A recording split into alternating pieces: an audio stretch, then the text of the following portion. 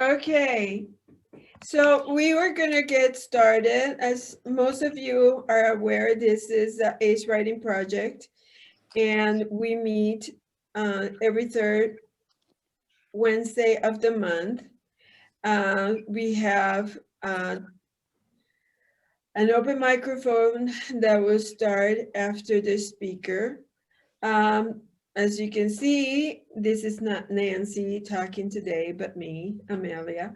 So I am glad all of you are here. Thank you for joining us to listen to Megan Alpert. A little bit about Megan. Megan grew up in the suburbs of New York City, but has lived from coast to coast, and she has even lived in Ecuador. The book, The Animal at Your Side, finds the world, also a bit like Megan herself. Reading this book, you enter a strange and yet familiar world that speaks of loss and displacement and emotion in a lyrical voice that drives the reader in. There is space within the lyrics, poems that are not densely packed and give you a sense of walking in a frail environment. Her book, The Animal at Your Side, was an early press winner for 2020, and it was just published recently. Without further ado, I would like to pass the microphone and recording to Megan. Oh, before we go there, make sure that as a participant audience, you have your microphones muted. Thanks.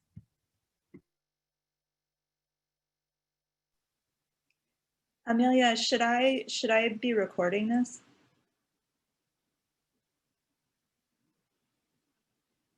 It's being recorded, and what we're going to do, we clipped it. We're pinning you as a speaker, and we will clip it so that the stuff that happens before, and it's for your, and it will be on the Art Center East website, so Okay. you can download it directly from there. Okay, so you don't need me to do anything. No, it's recording right now. Okay, great. Okay. Well, thank you so much for that beautiful introduction. Thank you, ACE Writing Center. Thank you, Amelia, for asking me to read. And I'm just gonna, I wanna start by saying that I'm in Seattle right now, actually a little bit south of Seattle, on Duwamish and Coast Salish land. And I thought I would make this at least like slightly participatory, since we've all like done a lot of sitting in front of Zooms for the past year. So what I'd like for you to do is, a lot of this book is about the idea of home and leaving home, trying to make a home, trying to return to home. So I want you to think of an image that when you hear the word home, this is an image that comes up in your mind. And I want you, whenever you kind of have the image, to put it into the chat, and I will read them out after I read this first poem. So this poem that I'm going to read is called Unsettled.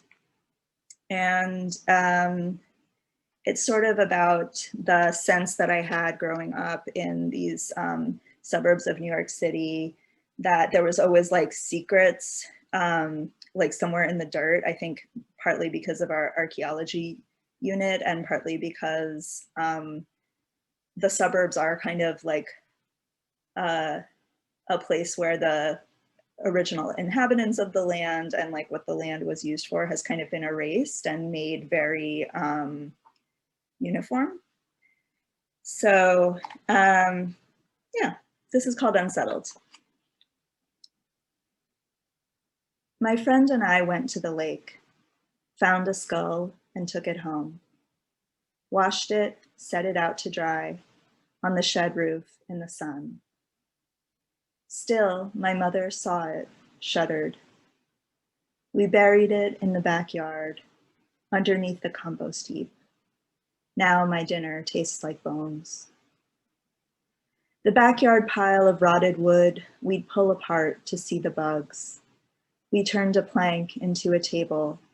My friend came to and to the house. We made a stew of broken rocks. My parents would not eat the bones, or lick the bones, or love the bones. We knew that there had been a war, and after that, there was a manor. Then it all became this town. Lenape, Wappinger, and Butlers thundered through and through the woods. Sleepless, scared, we'd dig and listen. Shards of them, the earth churned up. To us, we thought. To us.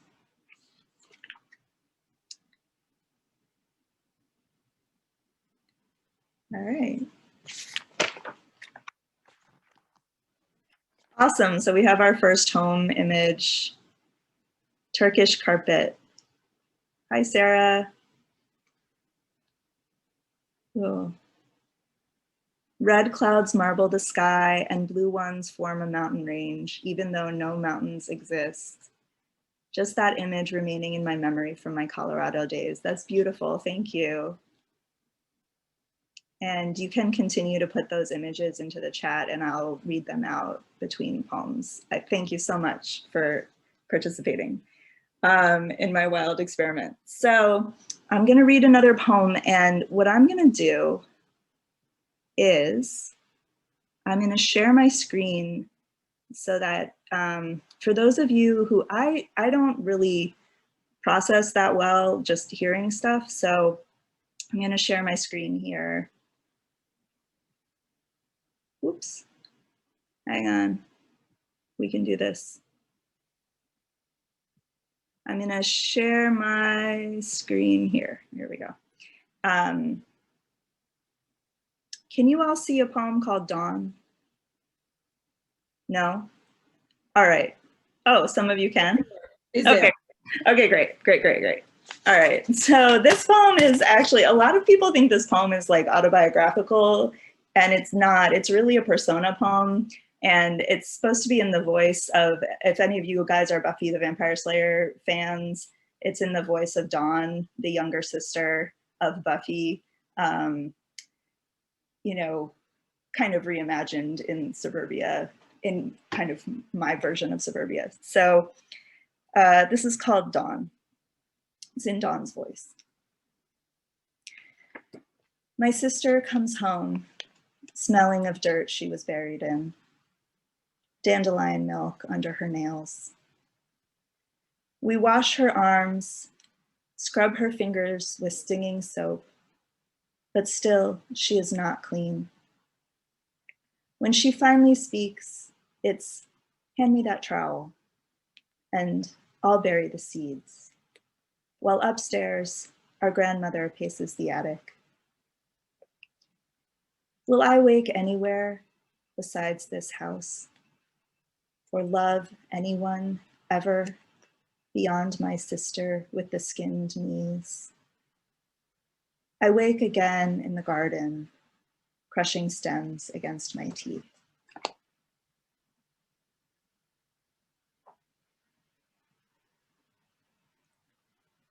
All right, and we have another home image. Grass flowing in the wind with tall patches and wildflowers, a small orchard of our favorite fruit trees, roaming ducks, a lamb, and a goat, the smell of wet earth. Thank you so much, Carissa. That's beautiful. All right. I should say also, if you have a negative image that comes to mind, or like a scary image that comes to mind when you think of home, that's okay too. You can put that in the chat. And I think that's actually a good introduction to this poem, which is called When Day is Done. This poem has a little line of song in it, and I am not a good singer or a consistent singer, so but that's okay, because my mother also is not a good singer or a consistent singer, so you'll get the real full effect of what it's like, what it was like to hear my mother sing as a kid. And I can't find the poem in the book, so I'm going to read it off the screen. When day is done. My parents chose a house with ghosts. Where we ripped up the rugs, we found phrases scratched into the floor, and where the wallpaper had stripped into hooks. Read sentences stuck into sconces and lit. We ate our dinner. I folded my hips into an envelope slipped under a door. Sleep, a voice rasped from the keyhole, and the letters began to tighten. So my mother started singing at my bed.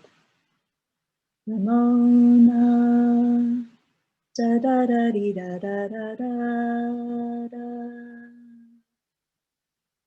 Cutting another hallway into my heart.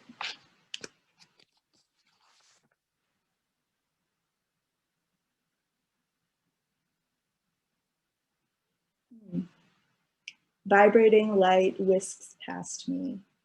Got a scarier home image. Yeah, home is not like an easy place for everybody, for many people, I think. So for this one, I'm not gonna display an image. I'm just gonna throw a link into the chat for if you do wanna, sorry, gonna redo that. I'm gonna throw a link into the chat for if you do want to read along. You can find this poem online. This is called The Year with No Address. A train, trees, houses. Where was I going? Sleeping in a friend's guest bedroom with no job and no plan. Across the aisle, a man leaned, wanting my story. He had a house in Newton and a nice overcoat. You're free, he said, meaning not like me. He thought he knew the home I could go back to, solid foundation in the sucking earth, that I could afford mistakes. And I, white in a thrift store skirt, looked the part. At my friend's house, I ranted as she folded napkins. She had some ideas about the way he saw it. Her husband said nothing, sorting mail in the background. I could not return the favor. That was the fault line in our friendship forever. A strange feeling in the house. A home, though I wasn't home. Blind, like when you gain weight suddenly and walk into things. Soft blue carpet, a 2-car garage. These things can trip you up. They can put you right to sleep. Even now, I don't like to think about the time when I had nowhere to go but her.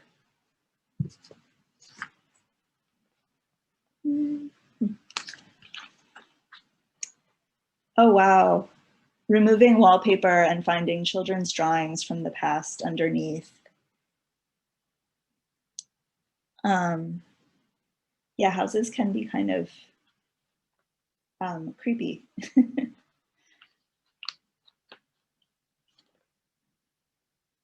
So most of the poems in this book are kind of like personal, they're kind of like personal mythology or sort of like fairy tales that I kind of created to explain my life to myself. But there's a couple poems that are really just like straight up true, factual. And those are the poems that I wrote about reporting in Ecuador, where I reported on a conflict about oil development in the rainforest, which had led to a series of murders. And so basically the entire Ecuadorian Amazon is divided up into oil blocks. Even the parts that are not being drilled for oil are still, still in blocks. And so I reported from a place that was called Block 16, which was originally opened up for oil development by an American company called Maxis. And there's a 100-kilometer road that goes from the Napo River down into the rainforest inside this Block 16.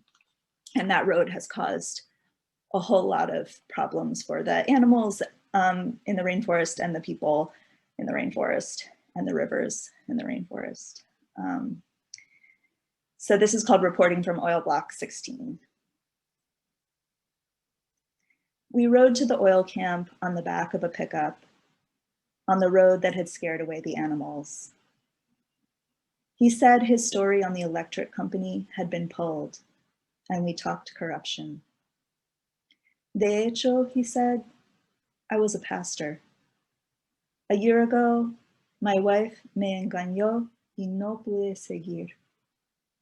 Mi corazón. In Spanish, you can say this to a stranger. No se siente bien? I finally tried.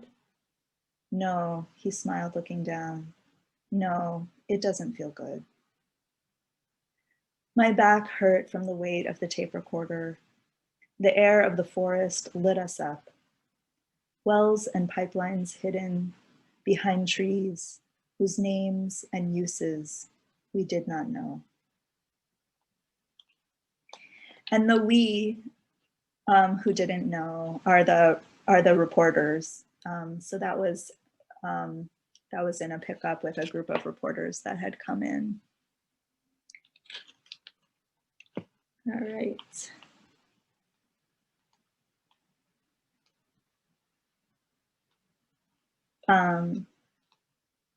If we were in a public place with a microphone and everything, this is where I would say, how are you guys all doing?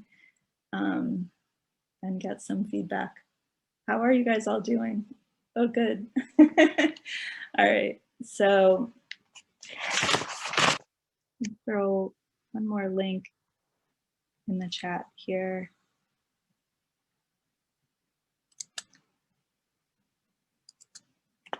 There we go. All right. So this poem, from the very, very factual to the completely mythological, this poem is called One Must Go. And there's a secret form in the poem that no one has ever noticed that I made, where each stanza begins and ends with the same word.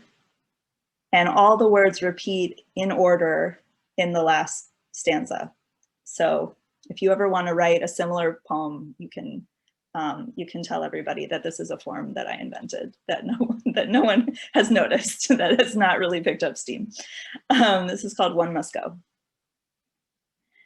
My sister went out to sea while I stayed at home with the dog. The animal warmth of him solids my hands. He smells of kippers, wet branches, my sister's body bloody after battle, heaving on the floor of the ship. I never came to anyone in dreams.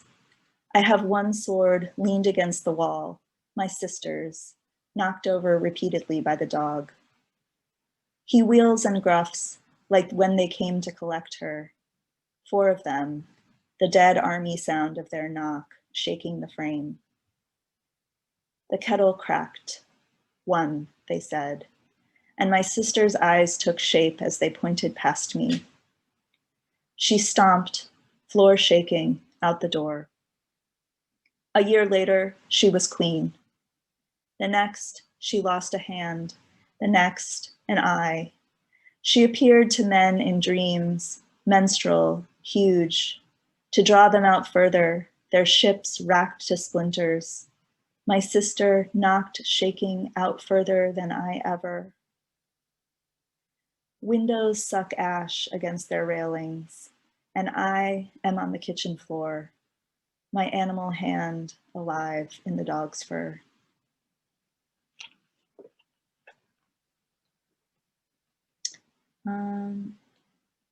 So now I'm going to read a little love poem, which I'm going to share on the screen, hopefully.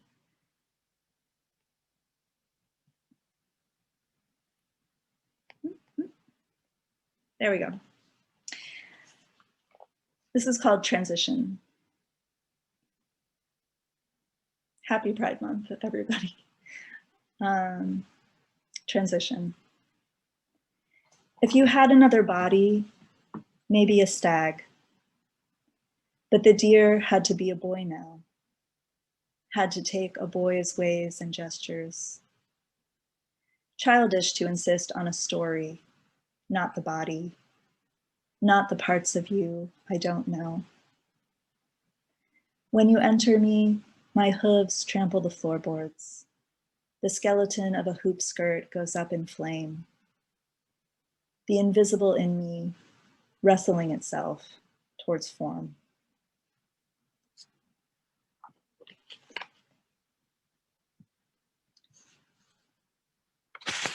All right, I think I'm gonna read one last poem from the book, and then I'll read a couple poems from a newer project.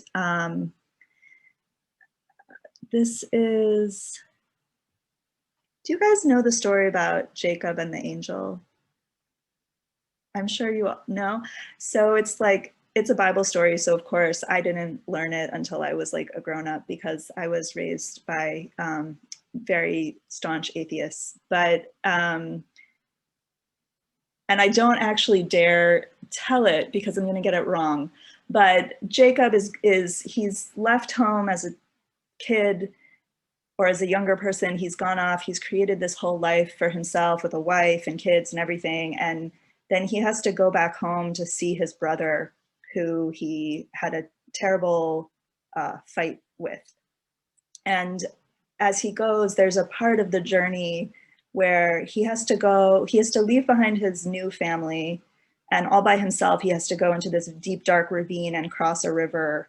And this angel appears to him and starts wrestling with him and won't let him pass. And he has to wrestle with this angel until dawn.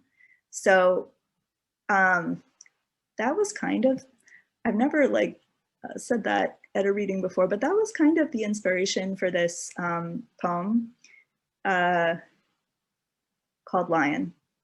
And you might notice there's a beautiful drawing of an amazing lion that looks like its mane is like crackling and roaring like a fire. And that was done by Sarah, who is not showing herself right now, but Sarah is also the artist who did this amazingly beautiful painting that appears on the cover of the book, Sarah Everett. Lion. I knew the lion was out. You knew the lion was out. We slept the side of the mountain. The lion waited. I began to steepen, slip. Above, you built a fire. Up above on a ledge of rock. Smart, I thought. That would keep the lion back. But I was slipping down. I heard his ochre, saw him pace the side. Now I wrestle, pull the hot skin of him from the muscle. We slide with rocks and gravel. In the tent, you sleep and wait. I wrestle. I want to stop, to climb and wake you, to tell you that it's time now, but it isn't time.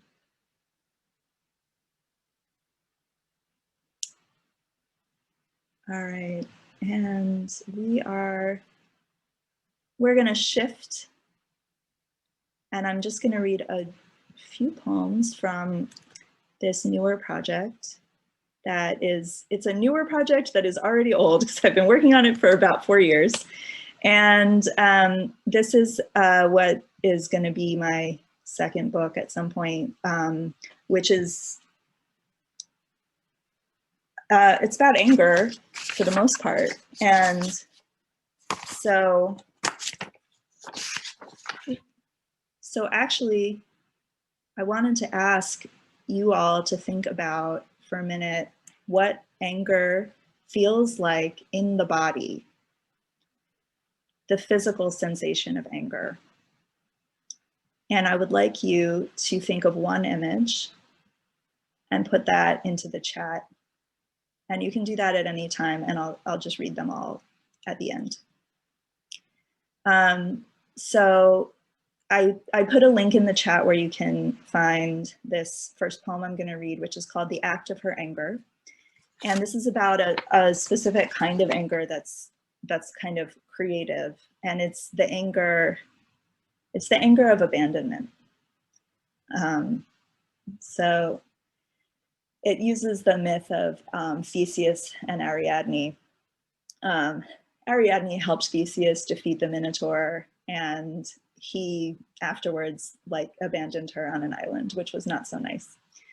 And there's an epigraph from Robert Creeley, and the title comes from that poem too.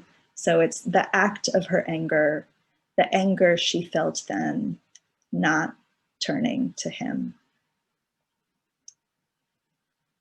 On the shore Theseus is gone from, on the shore that Theseus has fled, Ariadne crawls, keening, his gone body torn from her, left a burn, her torn words stuck in her, a white hot line of pain. Her face near the detritus, her face near the tiny broken shells, sounding into the ocean left churn. She finds a stone, rough opalescent, orange veins all through. Ariadne rises and gathers, sews fish skin to leather, and raises patched cloth on wooden poles, a labyrinth. In each room, a many-sided word. In each room, another color sweeps the wind-cleft tarp. Boats with quilted sails bring children laughing through her pain-made rooms. Touching stones and glasswork, she adds to as she climbs the central pillar. At the top, spread before her, interlocking chambers form the letter no into the sky.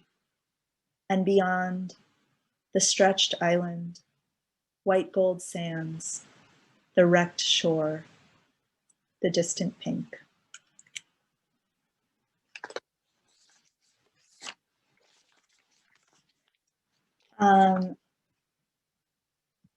Does anybody know what a scale-throated hermit might be? A scale-throated hermit. Yes. I'll give you another clue. The same, yes, good. Oh, good guesses in the chat here. I've got bird and crab. Yeah, it's a type of hummingbird. There's two hummingbirds in this poem, a scale-throated hermit and a wood star. And if you ever want to have a good time, look up types of hummingbirds on Wikipedia and you can read all the wild names for them. This is called To Anger, and it's a poem that addresses anger directly. There's one more thing I need to tell you. There's a word in here, taconite.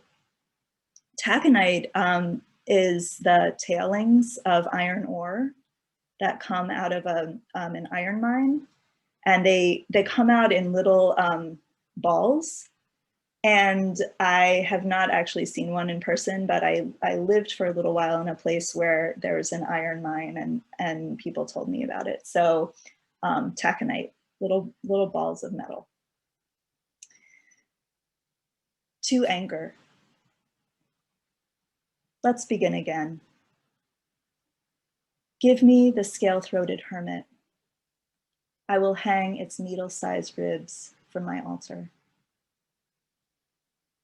Once, I thought you were a bridge and tried to cross to where other women stood admiring the sun on ochre sedimentary cliffs. What did you want from me? shadow growing as it gets closer. Small voice Dopplering in the only frequency I am deaf to. I swallowed you, wood star skeleton, taconite, sideways fishbone in my throat. I've tried to climb you, rope thrown into a gorge, ladder out of a mine, and the sun that gored my eyes as I went up.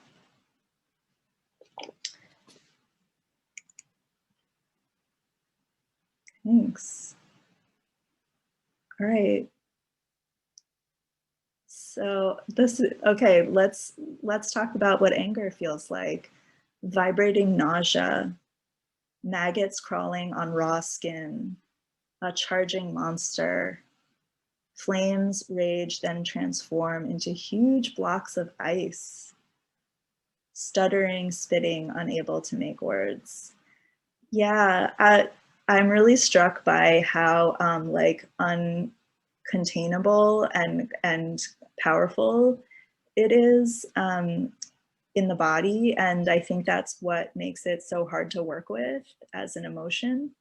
And it was part of why I wanted to write about it, was because I was like, I don't know what you do with this. So the book 2 is a little bit of an investigation into that. And I can read one more. I can stop here, or I can read one more. What do you wish for me to do? Okay, read one more. Okay. All right, so we'll read one last poem about anger. And this is also from in the same link that I put in the comments earlier. This is called Alecto. So it's named after one of the Furies. The Fury, there's 3 Furies and they all have names. And Alecto is unending anger. I wish I could tell you I climbed those killing bluffs. Excuse me, I'm gonna start again. I wish I could tell you I climbed those killing bluffs of black rocks scarved with snow, only to bring back something we could live on. That I took the elements I had, love, coercion, lies, fear, as if they were mere igneous stones, and forged them into shapes that I could use. Instead, I hid, kept pelts of animals, dried blood, boric acid, his voice, clattering to the cave floor as crystals. I examined for faults, visible breath of silica, held them as protection against believing what I now believe. When I was nearly starved, I called to the only creatures who could hear my voice. Sometimes noses pointed towards my scent. They approached. Sometimes thrown rocks made them dash and scatter. I spent a year like this, alone, then visited, then alone. Into the fire that blazes and engulfs, sex with sudden force, love, compulsion, fear, and the violence itself, until my arms spread black feathered and talons flare. When I am a person again, I will descend the switchback trail, a blurred shape, then clear, to find you, unfasten the sack strapped to my shoulder, and raise to your open face the first true thing I have for us to eat.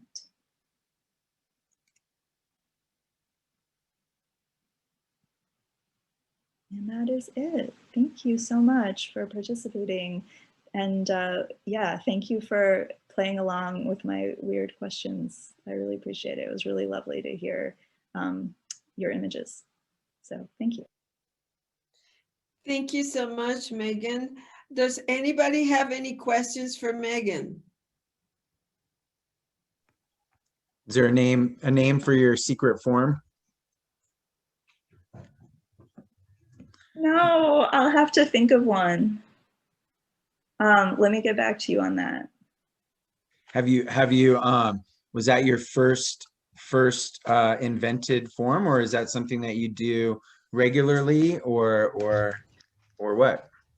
Yeah, great question. So I wrote that poem in 2005. And so yes, that probably was my first invented form. And I did continue to do that occasionally afterwards.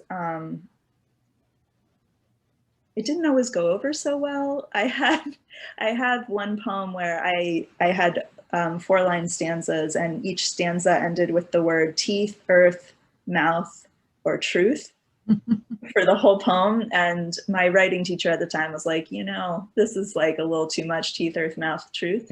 So that poem got shortened, and you kind of can't tell that it used to have a form. But I do play a lot with space in the poems, and I think, like, I guess I would consider the form almost like the difference between like a realist painting and like an abstract painting. Like I know that I need these words to be in this shape, that I can't tell you exactly why a lot of the time. So like sometimes there's like a symmetry thing. Like I often have like 2 parts.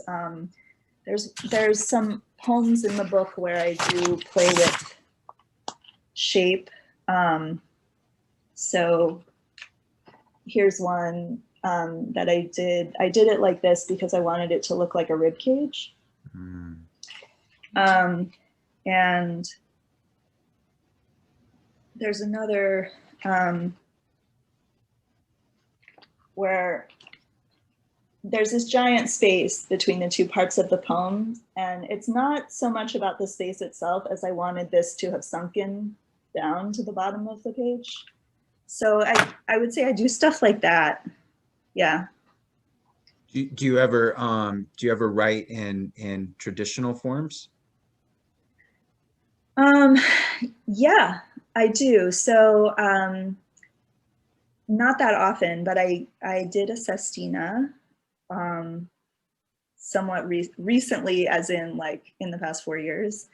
And I did, like, I find sometimes that writing in traditional forms sometimes are like the poems I keep to myself. Like I wrote a series of sonnets after a breakup about 10 years ago. And it was, oh my God, it helped me so much. And I like rereading them, but I don't know that they're like publishable. But I think that whole, like that Emily Dickinson quote, after a great pain, a formal feeling comes. Like there's something that's very like comforting and like safe feeling about form, traditional forms. And I think I used them a lot after breakups. I'm realizing that sestina that I wrote was also after a breakup. So yeah, and I have been doing some golden show. So if you look in the New York Times has a poetry column, and the poet Leah Umansky wrote one about using news headlines to make golden shovels. So you take the headline and you write the headline down the side of the page, and each word of the headline is the last word of each line of the poem. And I loved that. So yeah. Thank you. Yeah, thanks for asking.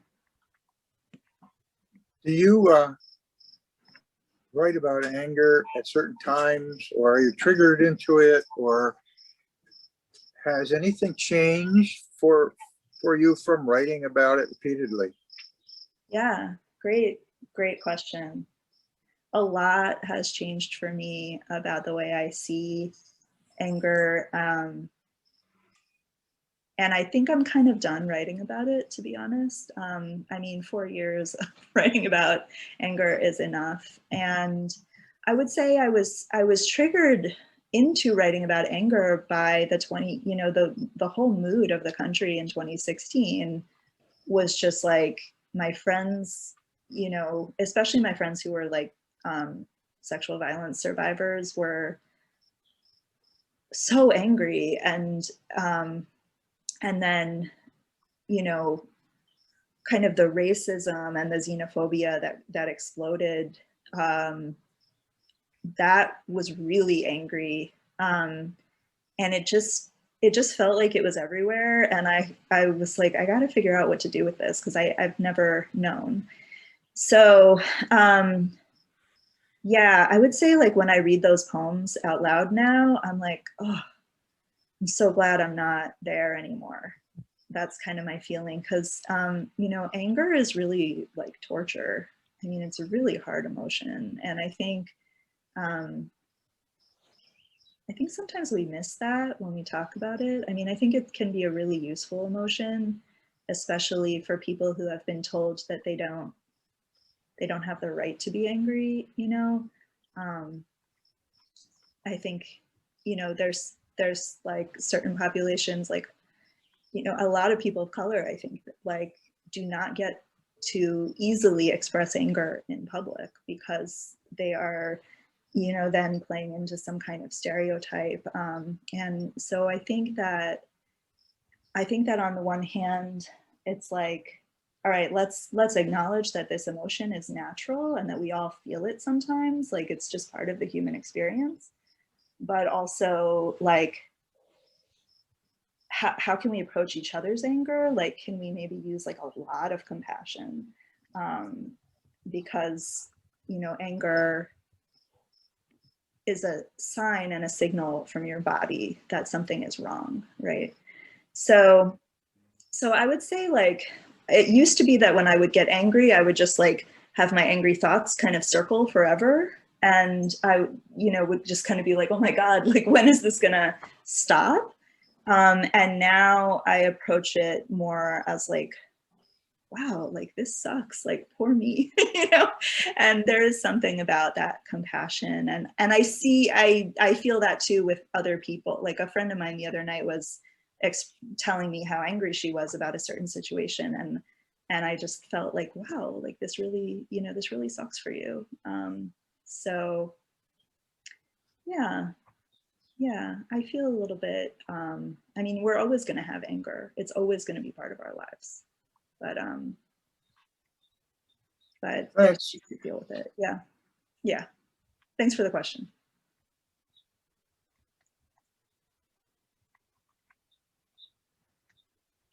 I'll ask one more question. Yeah. I'm curious about titles, and I really like the title of your book, and I'm wondering, was that the original title? How did you settle on that title? I mean, hearing you read, I heard all the references to animals and stuff, but at the outset, you had a lot of references to home and whatnot. So I'm curious how you settled on animals, and I'm not familiar with your book, so like, yeah, I heard a lot of home, and so I wondered why that. Yeah, that's my question. Sorry, I didn't articulate it very well.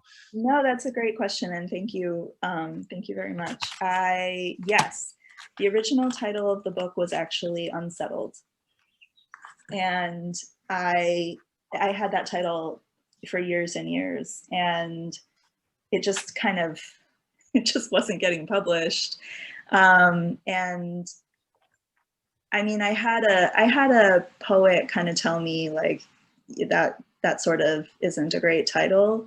I loved it because I thought, the feeling of being unsettled, like the state of like not having a home and wandering around and being unsettled that way, like land that hasn't been set, like there's like a kind of colonialism sort of reference there, but I was told that it was not a great title. And I think I think the book has a lot of like dark parts of it, and I would say like the animal at your side is a little bit more of like, okay, what's the thing that you carry with you? Like, what's the thing that you hold on to when it does feel like there's no ground beneath your feet. And so I'm happy that the title is a little more positive, rather than like having the unsettledness be like the overarching kind of thing of the book. Yeah, thank you.